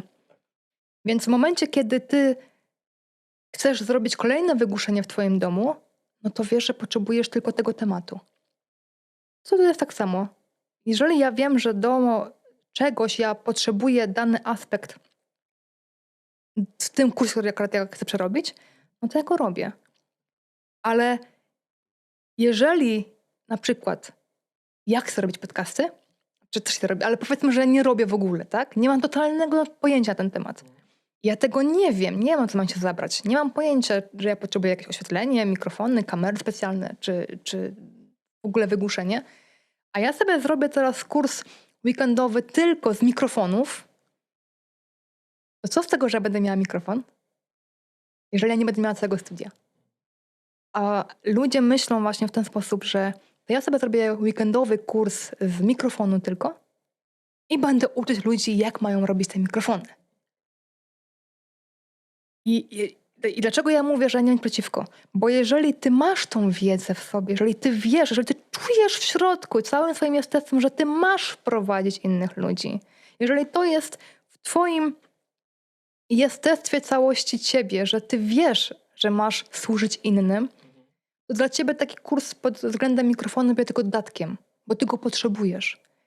Ale jeżeli na przykład ja się teraz dopiero przebudziłam i ja nie mam o tym zielonego pojęcia, ale czuję, że chcę pomagać innym, to ja nie mogę iść na weekendowy kurs, tylko ja pójdę na roczny kurs, gdzie się nauczę, aha, to ja potrzebuję mieć porządne studio, aha, a tu jeszcze mikrofon, a tu jeszcze lampy, a tu jeszcze to.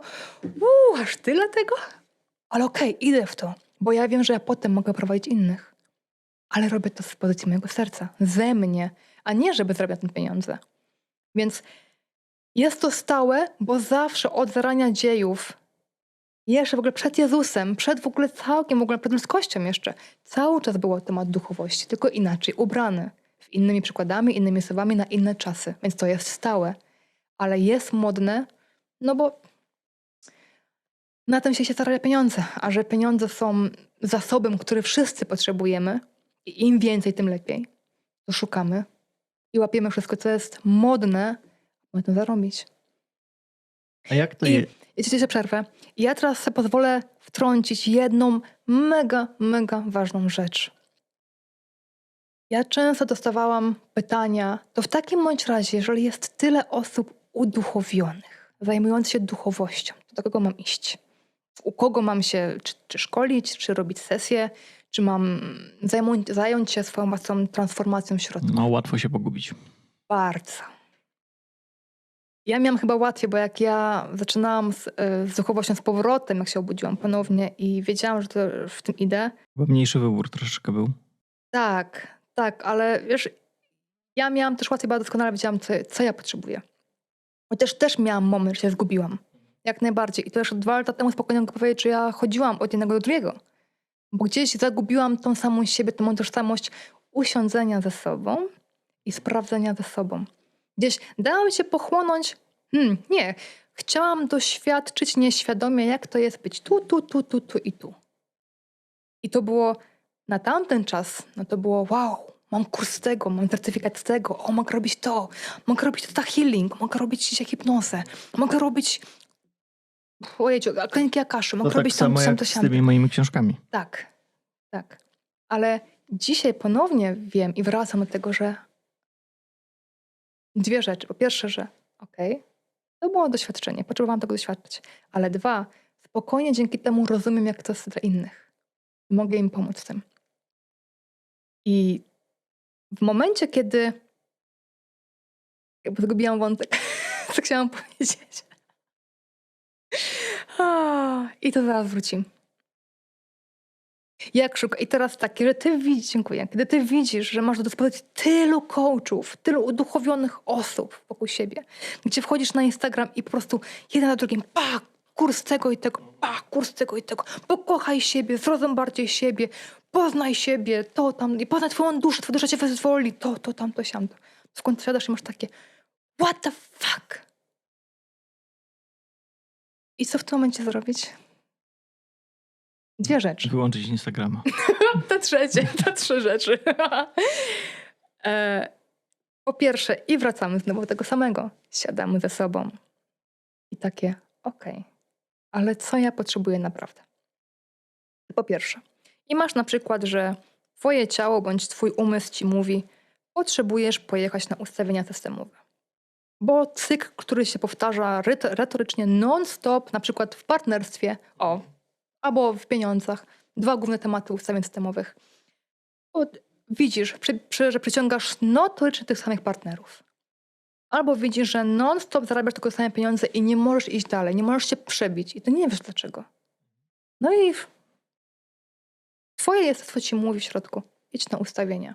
Wchodzisz na Instagrama, rolka, ustawienia systemowe, to. Wchodzisz na Facebooka, znowu ustawienia, nie? I wszystko. Idziesz gdzieś do koleżanek, słuchasz tam coś tam. Słuchaj, byłam na ustawieniach, nie?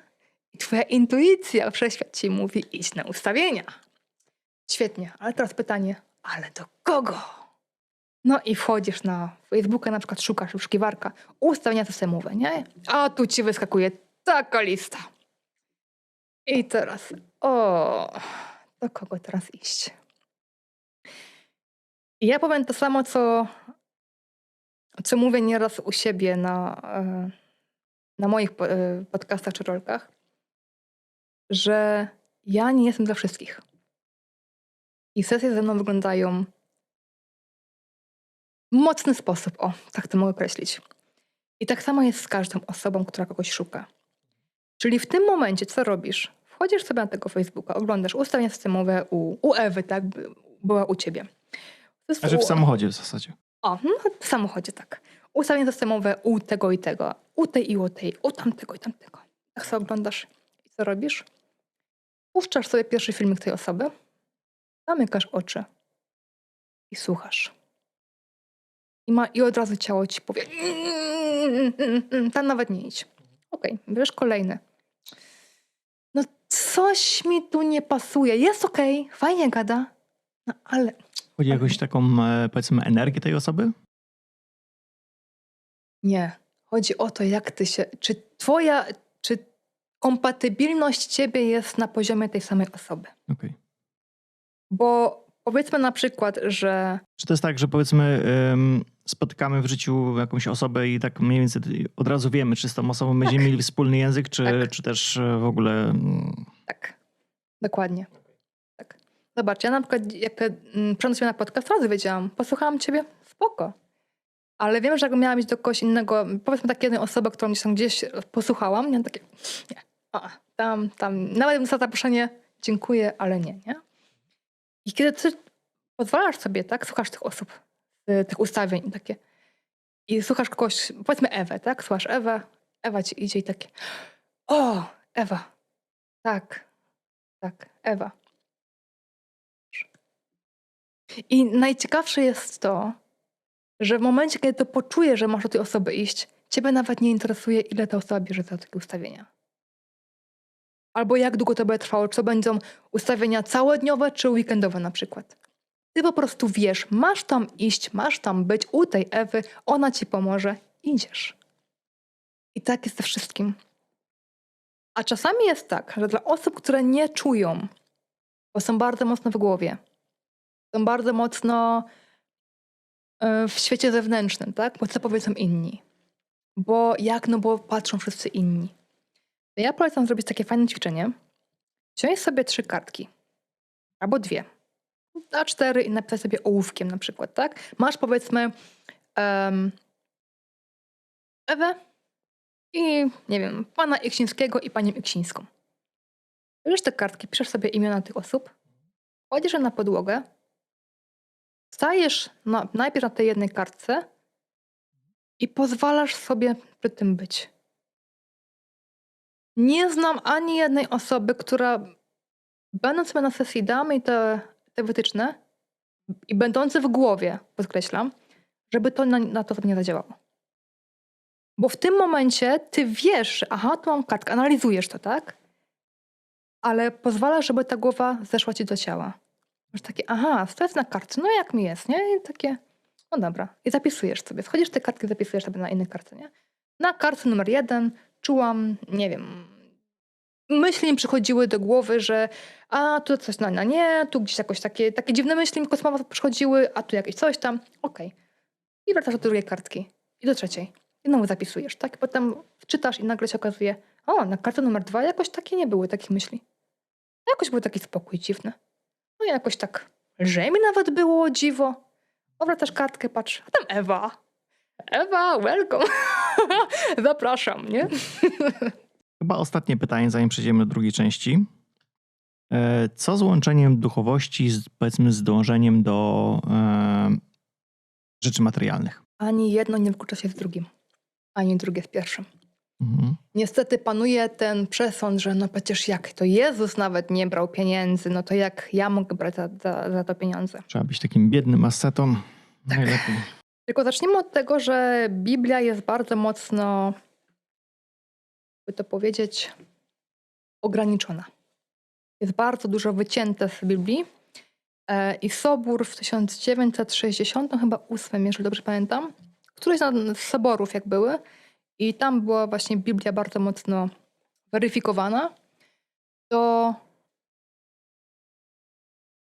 nie jestem w stanie powiedzieć ile procent, ale bardzo dużo było po prostu werset mówiący na przykład o tym, że Jezus brał pieniądze za uzdrawianie. Usuwamy, nie ma. Aha, okej. Werset na przykład o kobietach, że nie wiem, że kobiety mają podzieloне swoim głosem serca i z sobą. Usuwamy. W ogóle temat kobiet, zobacz, jeżeli chodzisz w Biblię, temat kobiet jest tam drastycznie malutki. Tam prawie nie ma nic o kobietach mówione. Jest tylko o mężczyznach, o męskim i o tym, jaki to Bóg jest zły. Oczywiście pierwszy to samo, później drugi, jak przychodzisz Jezusem, to już Jezus mówi odwrotnie, nie? I Jezus mówi, no ale gdzie? Przecież Bóg jest dobry. No to w końcu znaczy dobry. Ani takie, on po prostu jest. Więc w momencie, kiedy jest to wszystko powycinane, ale ty poszperał w historii o wiele wcześniej, a są takie fajne osoby na Instagramie na przykład. Ja śledzę taką jedną osobę, ale nie pamiętam jej nazwy na Instagramie, która świetnie opowiada historię o wiele, wiele wcześniej. I na przykład mówi o 3 królach. Nie ma czegoś jak 3 królów. Były 3 boginie, które prowadziły. I nawet w Biblii jest napisane tam 3 imiona, nie? Tam chyba B, K i M. Tak naprawdę inicjały to są od 3 kobiet, które to prowadziły. I też tam była Katarzyna, Barbara i Małgorzata. O. I jak sobie poczysz o tym, to już zobaczysz, że aha, no to coś tu jednak nie gra. Tylko że cofnijmy się do tego, że w tamtych czasach nie było tak pieniędzy, jak tym teraz. I w tamtych czasach brało się inaczej zapłatę za te wszystkie rzeczy. I Jezus, jak uzdrawiał, on oczywiście brał pieniądze. Oczywiście, że tak. Tylko tego nie ma nigdzie pokazane. Nie ma pokazane, że skończył tam uzdrawił komuś oczy i że ktoś mu tam dał wiesz, słuchaj, tutaj masz, nie wiem, 10 denarów, nie? Albo czegoś tam, tak? Nie ma nigdzie W końcu pokazane. musiał za coś żyć. Oczywiście, że tak. Raczej nie korzystał z pomocy socjalnej. No nie. A po drugie, Jezus też korzystał z innych zasobów, tak? Nie tylko finansowych. Bo jest tak, jak kiedyś było, ja mam kury, to ja mam jajka, tak? Ja dam ci 10 jajek, a ty robisz mąkę, to daj mi kilo mąki, tak? Wymiana. Ale to już też to było, wymiana jeden za drugi, tak?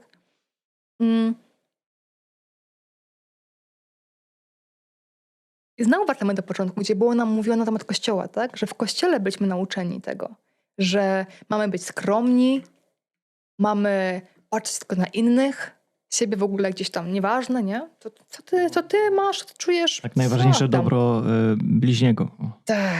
Tak, dokładnie. I też to, że masz...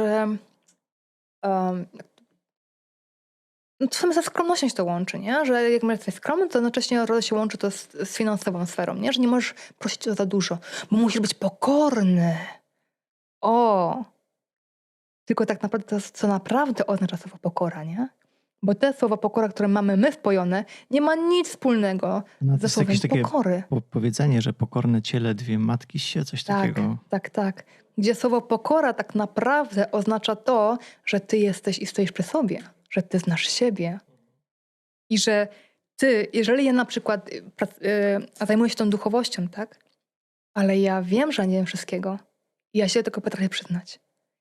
Jeżeli na przykład zadałobyś mi pytanie o coś, co ja po prostu nie wiem, to się odpowiem. Nie odpowiem ci, bo nie wiem. I albo daj mi chwilę czasu zagłębić się w ten temat i ci odpowiem, albo po prostu poszukaj w innych mediach. To jest pokora. Czyli ja wiem o moich ograniczeniach, ale pozwalam sobie tego się przyznać. A pokora nauczona w Kościele czy przez innych jest, masz się uniżyć, masz być poniżona, i masz słuchać innych. Dwa całkiem inne, skrajne znaczenia, a słowo te same. Więc w momencie, kiedy ty zobacz, jeżeli ja bym nie robił, twój podcast akurat robisz jeszcze, domyślam się, za darmo. Znaczy, przepraszam, 3-4 dni temu YouTube mi odblokował możliwość zarabiania na reklamach. O, to Tak, fajnie. i przez 3 dni zarobiłem 3 euro. Wow, brawo. To obfitość już się mało ociera. Myślę, że jutro się z pracy zwolni. Tak. Ale jeżeli ja nie brałabym pieniędzy za sesje, które ja robię z ludźmi, jak ja miałam zapłacić moje rachunki? Jak ja miałabym wyżywić moją rodzinę? Jak ja w ogóle miałam zadbać o siebie? Więc tutaj ten temat znowu się łączy z pokorą, bo jeżeli ja wiem o tym, jakie ja mam zasoby, jaką ja mam wiedzę, co za mną stoi, w sensie ile ja przeszłam tej drogi dla samej siebie, żeby się być tą osobą, którą jestem dzisiaj, to ja wiem, że ja z miłości do siebie i lubienia siebie. Ja ci powiem, słuchaj, chcesz przyjść na sesję? Zapraszam. Wykorzystam wszystkie moje talenty i wszystkie całą moją wiedzę i zasoby, które ja mam za taką i taką kwotę. Pasuje ci? Zapraszam, chodź. Druga część. Tak zwane szybkie pytania. Możesz na nie odpowiedzieć jednym słowem albo się rozwinąć. To już up to you, jak to się mówi. I te pytania mają na celu to, żeby nasi widzowie, słuchacze mogli cię poznać trochę z drugiej strony. Bardziej prywatnie, Nie z kwestii duchowości, tylko może o jakichś takich bardziej przyziemnych, uziemionych tematach. W ogóle wiesz co, zaczniemy temat uziemienia, bo to jest też piękna rzecz, nie? Wiele osób uważa też, że duchowość to jest odlatywanie w kosmos. Że to jest tak. bujanie Ecstasy. gdzieś tam za światach. Bo LSD trip. Tak. I ja nie powiem, bo ja sama miałam taki czas, i to nawet dość długo, kiedy ja sama podróżowałam astralnie w innych wymiarach. I było to naprawdę fajne. To nie mogę powiedzieć. Jednak... To coś czuję, że z tego zrobimy part 3. Mnie zaintrygowałaś. Dobrze. Jednak w którymś momencie zostało mi powiedziane, i to dość drastycznie, bo ja sobie, było mi mówione raz, drugi, trzeci, ale ja sobie tak, no dobra, nie, ale lecę dalej. Ignorowałam to, aż w końcu mówię takie, nie, ty wracasz na ziemię, bo potrzebujesz teraz całą tą twoją duchowość uziemić w sobie. I słowo uziemienie w ogóle, co to znaczy uziemić coś? To jest sprowadzić z umysłu do serca i to stworzyć. Czyli jeżeli masz pomysł, przychodzi ci pomysł twojej intuicji, twojej duszy, głos wewnętrzny, który ci mówi, stwórz podcast. I ty mówisz, dobra, robię to, idę w to. To jest uziemienie. Sprowadzasz to do serca. Okay. Czyli czujesz tą ekspresję, tak? Tą ekstazę, tak to Chęć do nazwę. działania, Tak, tam chęć do działania. motywację. I motywację, że w to idziesz, to robisz. Bo w tym momencie sprowadzasz to do uziemienia, czyli to tworzysz. Czyli twój pomysł z myśli zrobił się słowem, bo powiedziałeś idę w to, a twoje słowo stało się czynem. I stworzyłeś. Gdzie tu jesteśmy? Więc uziemiłeś to. I wiele osób myśli, że duchowość to jest odlatywanie do aniołkowa albo gdzieś do innych galaktyk, innych przestrzeni, innych wymiarów. Jasno, że tak, ale to nie jest dla każdego. I to jest temat już na poboczny, ale uziemienie tego tematu, tej duchowości, to jest sprowadzenie twoich inspirujących i motywujących cię myśli do twoich czynów. I to jest uziemiona duchowość. Kiedy sobie to pozwalasz, zgadzasz się z tym i twoja wola wytwarza to stworzenie. To jest fajne. To mamy wyjaśnione. Co cię motywuje każdego dnia? Ciekawość. Czego? Ciekawość, po prostu ciekawość. Co dzisiaj się fajnego zadzieje? Jakie jest twoje największe marzenie? O, to ja nie odpowiem, ponieważ ja mam całą listę marzeń i mój świat wewnętrzny jest tak bogaty w marzenia, że... Masz jakiś top 3 na przykład? Top 3? Albo może inaczej. Może jakieś ostatnie marzenie. Albo takie, które ci w ogóle pierwsze do głowy przychodzi. Spędzenie wakacji, spędzenie świąt tegorocznych gdzieś w ciepłym kraju. No i mamy. Kurczę, ja powiem ci, 2 lata temu miałem taki pomysł, że chciałbym spędzić święta kiedyś w Nowym Jorku. I jeszcze powiedz z Kevinem, sam w domu, w Nowym Nie, Jorku. sam to nie chciałbym być z nim w domu. Ale w Nowym Jorku tak. Czy masz jakieś ulubione miejsce w Polsce? Trójmiasto. Tak. Które z 3 miast bardziej? Gdynia. Ja powiem ci, Gdynię najmniej znam. Ja w ogóle z innej okolic Polski jestem. Ja też, bo jestem Śląska, tak naprawdę. A ja Radom. Ale nigdy Gdyni nie miałem okazji poznać. Zawsze albo Gdańsk, albo Sopot. Ja akurat poznałam Gdynię dobrze i mam tam swoje ulubione miejsce. Okej. W jaki sposób najczęściej marnujesz czas? Skrolując Instagrama. Brawo ty. Tak, ale wiesz co, czasami to jest fajne, bo jak potrzebuję takiej odskoczni i sobie po prostu porobienia czegoś innego, co totalnie jest takie... Ja sobie wchodzę na Instagrama i takie, wiesz, Tylko zaczniemy jeszcze od tego, że mój Instagram jest bardzo tematycznie. Więc ja nie mam tam pierdół. Więc jak ja sobie scrolluję i sobie gdzieś tam patrzę, to mam takie, a to przykład się, a tego nie wiedziałam, ale fajnie, czegoś nowego dowiedzieć, nie? To jednocześnie się i uczę czegoś nowego, patrzę na z innej perspektywy, a jednocześnie mam takie, ja sobie trochę głowy... Nie no, jest dużo ciekawych rzeczy na Instagramie. To nie tylko trzeba traktować Instagram jako taki odmóżdżacz i zabijacz czasu. Można się tam naprawdę wielu ciekawych rzeczy dowiedzieć, więc to też zależy kto co followuje, jak to się mówi. Wiesz, jak ja patrzę na przykład na co moja córka patrzy na Instagramie, to mam takie... Okay. Ja ci pokażę, co mój syn ogląda. Nie wiem, czy będzie widać. Jakieś takie, widzisz, koleś puszcza z jakiegoś takiego balkonu butelki, to się tłucze wszystko, one są w różnych kolorach. I mój 5-letni syn takie rzeczy ogląda. Okej. Chociaż nie powiem, bo moja córka ostatnio mnie zaskoczyła, bo przyszła do mnie z jakimś tam przepisem i powiedziała, mamo, dzisiaj ja gotuję. Proszę bardzo. Otworzyła tam tego, nie wiem, czy był TikTok, czy Instagram, obojętnie, patrzyła. No i zrobiła obiad. Ja, mamo, obiad. Spojrzałam, najpierw tak, ja zjadłam. Kurczę, zrób to jeszcze więcej, nie? Od jutra ty gotujesz. Gotuję. Tak, gotuję. Raz w tygodniu mamy ustalone, że ona gotuje. Co uważasz za swoje największe osiągnięcie? Moja córka. To jest jedno. Ile ma lat? 12. 12,5. To jest jedno, a drugie moim takim największym osiągnięciem, które spokojnie mogę powiedzieć i się mogę tym pochwalić, że postawienie siebie na pierwszym miejscu. A naprawdę zajęło mi to bardzo długo, żeby to zrozumieć i żeby właśnie w hipnozie, bo poprzez hipnozę, nie chcę powiedzieć nadpisać ten program, który właśnie miałam, że ja przecież mam być dla innych. Wiesz, efekt Mesjasza, tak zwany, to się nazywa profesjonalnie w psychologii. I Trzeba być miłym, uprzejmym, nikomu nie robić na złość. A dlaczego nie? No właśnie. Wiesz, bardzo fajny temat, bo ostatnio zobaczyłam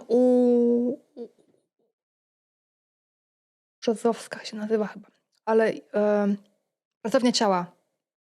Taki ma tytuł u siebie na Facebooku. Chyba.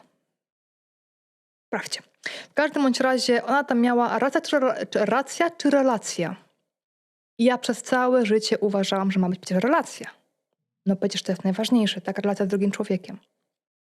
Tylko jak ja wtedy potem przeczytałam ten artykuł u tej pani, Anna Brzozowska chyba się nazywa, to i tam ona mówiła, że nie relacja, racja.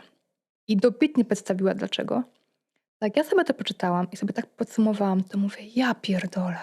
Dosłownie taka była moja reakcja.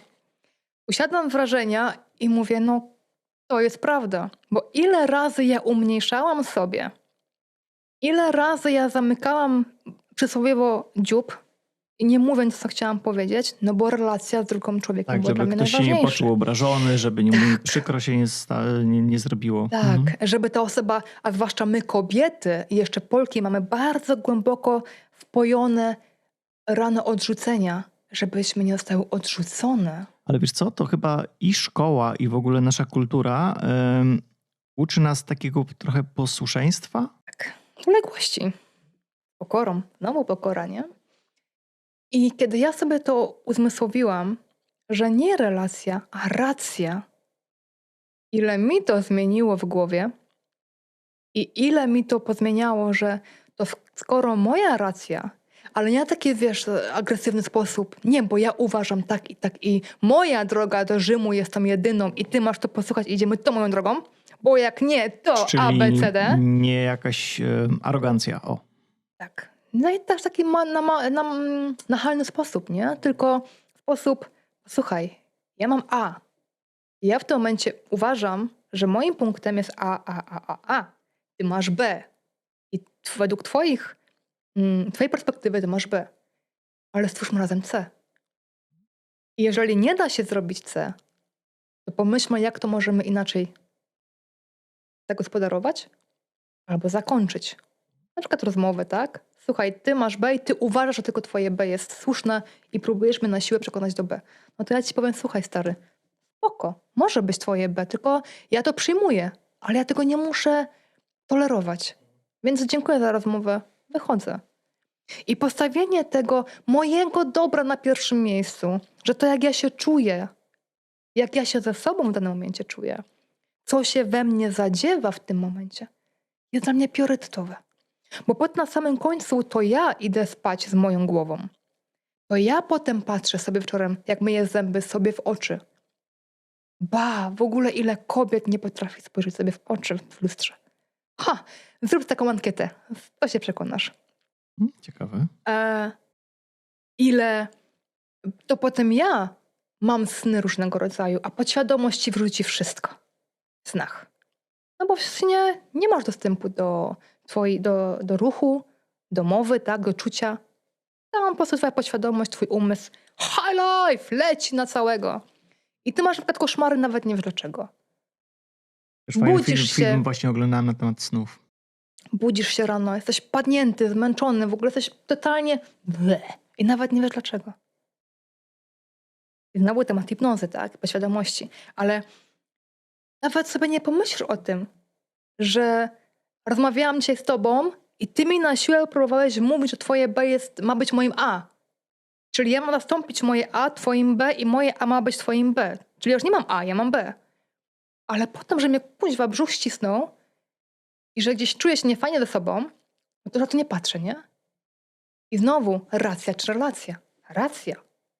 Bo potem ja z tym wszystkim zostaję. Ty potem zapomnisz, to pójdziesz swoje, zrobisz kolejny podcast i powiesz, była taka Barbara, no była, nie? Ale potem ja będę z tym siedzieć przez kilka tygodni, zależy od danej osoby. I nawet nie będziesz wiedział o tym, że twoje wpojenie mi twojej racji wywołało na mnie taki efekt, że ja potem będę na przykład potrzebowała to sesję przerobić, tak? Więc postawienie siebie na pierwszym miejscu uważam, że jest priorytetowe i swojej racji jest priorytetem. I to mi zajęło długie miesiące ostatnie. Grube. Tak. I ja myślę, że wiele kobiet, które odsłucha ten kawałek, to sobie z tym usiądzie, weźmie sobie kubek kawy, usiądzie sobie i takie... To jeszcze raz dodam, niech wsiąknie też. Tak, niech wsiąknie. I weźmie sobie ten kubek kawy i tak sobie usiądzie i powie, o kurwa, ona ma rację. Finally. Finally, tak. I'm the leg. Tak. Dobra. Wracając jeszcze ze 2 pytanka i będziemy autowali, bo mi się kamera wyłączy za 13 minut. Do 2 godzin nagrywa. Ale tam mamy jeszcze zapas. Jaka była twoja pierwsza praca w życiu? Taka dorywcza, że może gdzieś tam pomagałaś, coś takiego. Moja pierwsza praca to było, kiedy miałam 13 lat i pracowałam w Avonie. O. Konsultantka Avonu. Ale to było Kojarzę. bardzo... ale to było bardzo fajne. Ile się tam nauczyłam z tego. Mega się dużo nauczyłam. A jakie jest najlepsze wspomnienie z twojego dzieciństwa? Kiedy było lato, a że ja mieszkałam w domku jednorodzinnym i miałam swój ogródek. Miałam drzewa z owocami. To lato, siedzenie sobie na drzewie z czereśniami i jedzenie, obiadanie się czereśniami. Mam Tak. takie samo wspomnienie, też miałem w ogródku czereśnie. Nie, przepraszam, wiśnie miałem. Też miałam czereśnie, wiśnie, gruszki, jabłka, orzechy, maliny. Tak, i spędzanie czasu właśnie w ten ciepłe dni na ogrodzie i rozmawianie z drzewami. Jakie są 3 rzeczy, których się nauczyłaś w ostatnim roku? Ufanie sobie, postawienie siebie na pierwszym miejscu i moja relacja samej ze sobą. Czyli moja racja. Czy jest jakaś najbardziej niewiarygodna historia, która ci się przydarzyła w życiu i teraz z perspektywy czasu trudno ci w nią uwierzyć? Nie. Nie. Że nic takiego nie przychodzi na już. Okej. I myślę, że ostatnie, bo resztę zostawimy na kolejne wejście antenowe. Czy masz jakieś nawyki, które chciałabyś w sobie zmienić? Nie przerywać ludziom. Tak, jeszcze dalej mi się to zdarza. Uczę się oczywiście tego, ale wiem, że jak rozmawiam z kimś, to przerywam. Też mi się zdarza. A to przy podcastach widać. Staram się nie, ale Tak. ja to nazywam takie czasami dopowiadanie. Tak. Więc nieprzerywanie i pozwolenie drugiej osobie na skończenie wypowiedzi. To myślę, że mamy. Dziękuję ci za rozmowę. Niech widzowie, niech głos ludu zadecyduje, czy ma być druga część. Może i trzecia. Bo tematów myślę, że zostało wiele do wyczerpania jeszcze. Czy takim słowem podsumowania, odezwą do narodu, chciałabyś jakoś zakończyć tą rozmowę? Coś powiedzieć widzom, słuchaczom? Chciałabym, aby najważniejsze zdanie z całego tego podcastu i żeby trafiło naprawdę do serc każdego, kto to odsłucha, aby zdał sobie sprawę z tego, że twoje własne wnętrze i twój własny ogród, który ty pielęgnujesz w sobie, jest najważniejszy. I nie ma nic innego i ważniejszego, bo od ciebie wszystko się zaczyna. Jeżeli ty codziennie rano budzisz się i już programujesz swój umysł, dzisiaj jest chujowo, leje, ojej, to będzie katastrofalny dzień, ojej, znowu będzie to nikt z tą, że tak powiem, że tak to powiem drastycznie, ale zostaniesz po prostu sam. Bo nikt sam nie będzie chciał być. Po prostu. Bo ludzie nie lubią marud, nie lubią osób, które ludzi narzekają. negatywnych, tak jest. Tak. A jeżeli ty skoncentrujesz się na siebie, na swoim wnętrzu i całe to się rozmawialiśmy, tak? I postawisz na siebie, na twój tok tutaj myślenia, wszystko się zmieni. Dziękuję. Dziękuję również. I was zachęcam do subskrypcji, do zostawienia komentarza, co wam się podobało, czy coś wynieśliście i oczywiście, czy mamy nagrać kolejny odcinek. A tymczasem zapraszam do kolejnego podcastu. Dziękuję za uwagę.